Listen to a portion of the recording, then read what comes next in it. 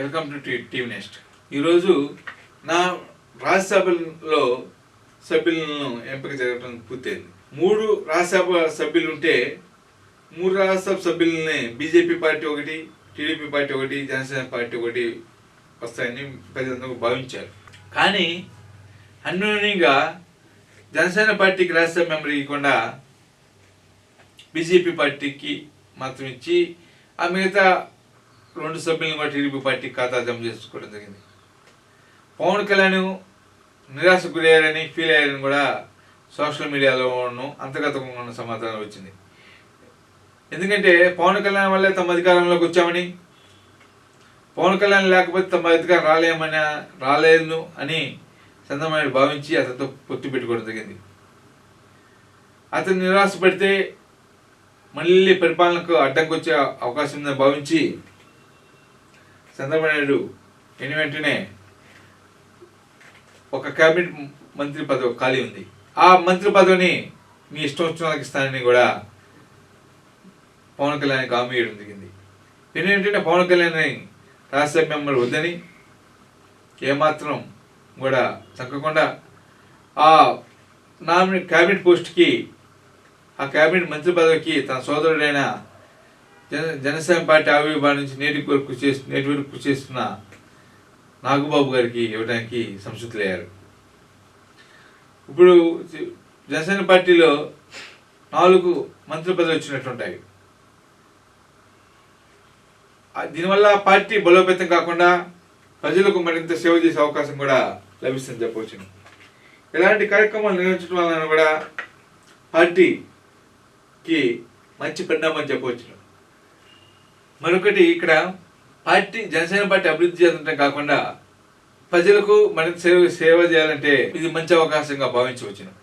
ఇలాంటి అవకాశాల వలన పార్టీ అభివృద్ధి చెందడం కాకుండా పార్టీ కూడా ముందడుగులో ఉంటుందని కూడా అనవచ్చును. ఇలాంటి బోధన అవకాశాన్ని పార్టీ సద్వినియోగం చేసుకొని తన వంతు కృషి చేయాలని కూడా పార్టీ పెద్దలు అంటున్నారు. చంద్రబాబు నాయుడు ఇచ్చిన కేబినెట్ పదవిని ఉపయోగించుకొని రాష్ట్ర ప్రజలకు మరింత సేవ చేయడం కాకుండా జనసేన పార్టీని మరింత జనంలో తీసుకెళ్ళడానికి కూడా మంచి అవకాశంగా కూడా మనం భావించవచ్చు. ఈ అవకాశాన్ని కూడా వినియోగించుకొని జనసేన పార్టీ క్రియాశీల స్థితిగా మారుతుందని కూడా చెప్పవచ్చు. ఇక్కడ మరొక విషయం ఏంటంటే, చంద్రబాబు నాయుడు గారు ఇచ్చే కేబినెట్ పదవి అత్యంత కీలకమైన పదవి నాగబాబు గారికి ఇస్తున్నారని, నాగబాబు గారికి ఎమ్మెల్యేగా కాకపోయినప్పటికీ రేపు మార్చి నెలలో కొన్ని ఎమ్మెల్సీ సీట్లు ఖాళీ చేసినవి, ఆ ఎమ్మెల్సీ సీట్లలో నాగబాబు గారిని నియమించి అతనికి మంత్రి పదవి ఇస్తారని కూడా అంటున్నారు. నాగబాబుకి ఇచ్చే కీలకమైన మంత్రి ఇస్తున్నారని కూడా అంతర్గతంగా ఉన్న సమాచారం. ఆ కీలకమైన మంత్రి ద్వారా ప్రజలకు మరింత సేవ చేసే అవకాశాన్ని నాగబాబు గారు కల్పిస్తున్నారు. నాగబాబు గారికి రాజకీయ అనుభవం లేకపోయినప్పటికీ, గతంలో ఎమ్మెల్యే కానీ మంత్రిగా చేసినప్పుడు అనుభవం లేకపోయినప్పటికీ ప్రజారాజ్యం స్థాపన కాంచి 2009 కాంచి నేటి వరకు కూడా క్రియాశీలక రాజకీయాలు లేకుంటూ ఆనాడు అన్న చిరంజీవికి ఎలాగైతే సపోర్ట్ నిలబడ్డారో నేడు తమ్ముడు పవన్ కళ్యాణ్ కూడా అదేవిధంగా సపోర్ట్ నిలబడుతూ రాజకీయాల్లో చూస్తున్నారు. పేదల సమస్యలు తెలిసిన వాడిగా, పేదలకు ఉన్న బాధలను అర్థం చేసుకున్నవాడిగా నాగబాబుకు మంచి అనుభవం ఉండటం వలన భవిష్యత్తులో మంచి రాజకీయ నాయకుడిగా కావడానికి, తిరుగులేని ప్రతినిధిగా కావడానికి ఇది ఒక మంచి సువర్ణ అవకాశం అని కూడా చెప్పవచ్చును.